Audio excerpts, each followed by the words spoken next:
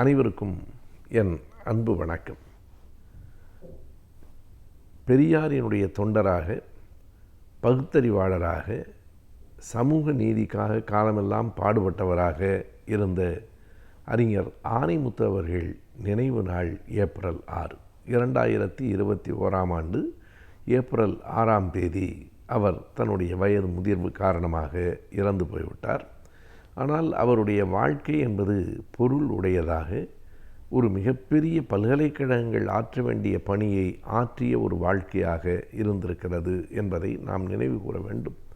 அவர் தனி மனிதர்தான். ஒரு இயக்கத்தை கண்டார். அந்த இயக்கத்திற்கு முதலில் மார்க்சிய பெரியாரிய பொது உடைமை கட்சி என்று பெயரிட்டார்.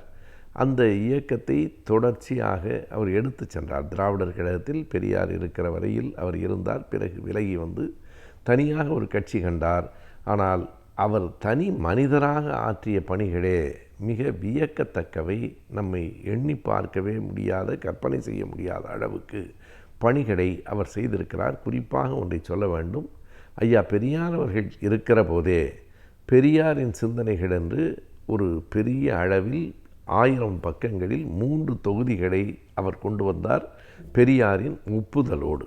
அதற்கு பின்னால் அந்த 3 தொகுதிகளோடு மேலும் பல செய்திகளையும் அடிக்குறிப்புகளையும் சேர்த்து தலைவர் கலைஞர் அவர்கள் முதலமைச்சராக இருந்த காலத்தில் 2006-11 காலகட்டத்தில் அவர் அதனை 20 தொகுதிகளாக வெளிக்கொண்டு வந்திருக்கிறார்.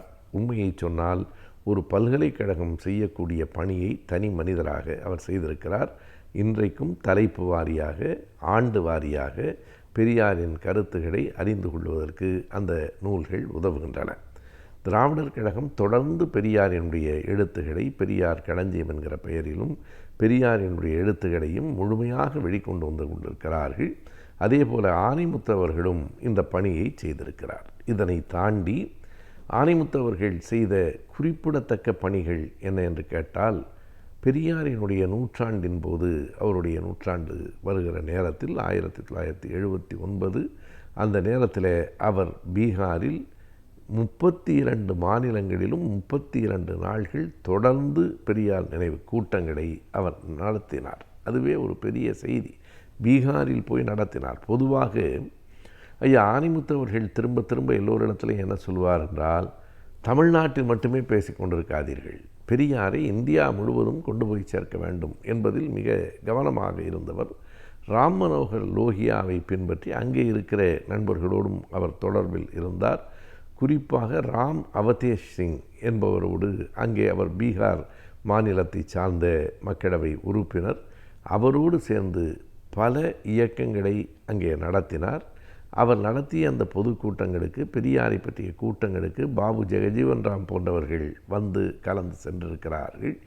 மண்டல் குழு வருவதற்கும் அவர் அரும்பாடுபட்டார் என்பதை நாம் கூற வேண்டும். பல்வேறு இயக்கங்கள், திராவிடர் கழகம் போன்றவை தொடர்ந்து அந்த செயலில் ஈடுபட்டன. ஐயா ஆணைமுத்து அவர்களும் அதற்காக தன்னை அர்ப்பணித்து கொண்டு முழுமையாக அந்த பணிகளில் ஈடுபட்டார். எனவே சமூக நீதி, இடஒதுக்கீடு என்பதில் அவர் காட்டிய கவனம் மிக கூடுதலானது. அவருடைய பெரியார் சிந்தனைகள் தொகுப்பும் சமூக நீதிக்காக அவர் ஆற்றிய பணிகளும் என்றென்றும் இந்த மண்ணில் நின்று நிலைத்திருக்கும் என்பதை நாம் மறுக்க வேண்டியதில்லை. அவருடைய பணி மிக பெரியது. அவருடைய வாழ்நாடும் 90 ஆண்டுகளை கடந்தது. ஆனால் 900 ஆண்டுகளில் செய்யக்கூடிய பணிகளை அவர் 90 ஆண்டுகளில் செய்திருக்கிறார். அவருடைய பணிகள் இந்த மண்ணில் சிறக்கட்டும் என்பதை விட தொடரட்டும் என்று நாம் சொல்ல வேண்டும். சிந்தனையாளன் என்கிற மாத இதழை அவர் தொடர்ந்து நடத்தி வந்தார். ஐயா ஆணைமுத்து அவர்களினுடைய நினைவு நாள் ஏப்ரல் 6.